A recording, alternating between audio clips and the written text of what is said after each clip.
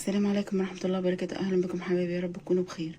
النهاردة هنعمل مع بعض طريقة يعني كيكة اللي هي الإسفنجية بالدقيق الاسبونج. طبعا كله بيحتاجها للتورت والحاجات دي. دلوقتي عايزين نص كيلو دقيق اسبونج من عند أي بتاع حلواني يعني، وعايزة 6 بيضات، وعايزة نص مج مية، بس دي المقادير بس. دلوقتي كده هنجيب البولة، نحط فيها زي ما احنا شايفين كده نص كيلو دقيق الاسبونج. هنزلنا كده بالنص كيلو دقيق الاسبونج، وهننزل بالبيض. بسم الله الرحمن الرحيم. دي 6 بيضات. دلوقتي بقى هننزل كده بنص المج الميه، ومش بيحتاج طبعا ولا فانيليا ولا بيكنج باودر ولا اي حاجه خالص، هو في كل حاجه.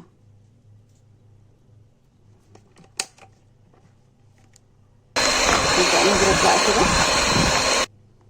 احنا هنضرب فيه كده حوالي تلت ساعة او نص ساعة الى 5 دقايق، عشان الكمية تتضاعف لفوق، ويبقى الكيكة الاسبونج بتبقى هشة كده زي اللي بنجيبها من بره بالظبط.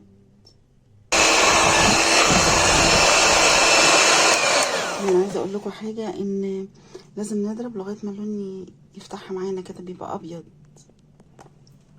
زي ما احنا شايفين. بصوا كده لونه فتحها خالص، بصوا، وكميه تضاعفت، ولسه برضو هكمل. كل ما كميه تتضاعف حجمها كده يعني، لغايه ما انا قلت لكم تلت ساعه او نص ساعه ل5 دقايق، هنضرب كده بالمضرب الكهربائي زي ما احنا شايفين كده. تمام كده خلاص، عدى تلت ساعه، وبصوا بقت عالية معايا ازاي.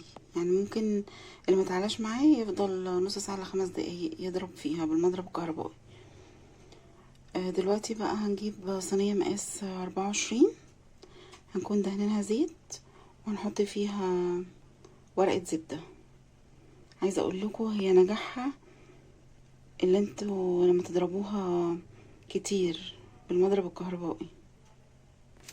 دلوقتي زي ما احنا شايفين كده، انا جبت صينية دلوقتي دي مقاسها 24، ودهنتها زيت، سوري سمنة. دلوقتي بقى هجيب ورق الزبدة واغلفها برضه ورق الزبدة. الناس اللي بتقول مش هعرف يعني اخد مقاس الصينية، بصوا هنحط ورق الزبدة كده تحت الصينية، وبسكينة كده زي ما احنا شايفين كده. بقت سهلة كده بالطريقة دي كده احسن، وبالمقاس بالظبط. وهنعمل كمان واحدة، نعمل الحواف بتاع الصينية كده زي ما احنا شايفين. غلفنا كمان الجوانب بتاعة الصينية. دلوقتي بقى هنصب الخليط فيها. دلوقتي بقى بسم الله نصب الخليط كده، بسم الله زي ما احنا شايفين كده. كده هنضربها كده لغاية ما هي كده تعدل. بصوا كده اللهم بارك، طالعة تحفة بصراحة، ياريت تجربوها. دلوقتي هنحطها بقى في فرن 160 او 180 حسب الفرن عندكم. تلت ساعة، او الفرن بتاعه واطي شوية يعني ممكن يحطها نص ساعة. وكده الكيكة الاسفنجية طلعت من الفرن، وطلعت بجد تحفة.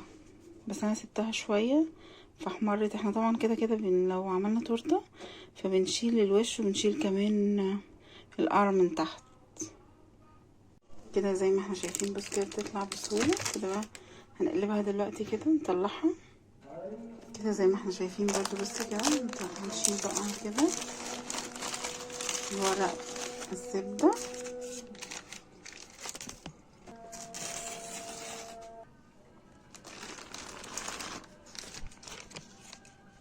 كده. عايزه اوريكم بصوا الاسفنجيه ازاي. طبعا احنا كل ده بنشيله. هنقلبها دلوقتي على وشها كده بالشكل ده. بصوا برضو عايزه اوريها لكم. طبعا انا قلت احنا بنشيل وش كده. استنوا بصوا، فظيعه من جوه بجد، طالعه زي بره. بصوا انا كده شلت لكم الطبقه اللي فوق. بصوا كده اسفنجيه بجد، بصوا زي بره واحسن. يا ريت تجربوها. ما تنسوش اللايك والشير والاشتراك في القناه.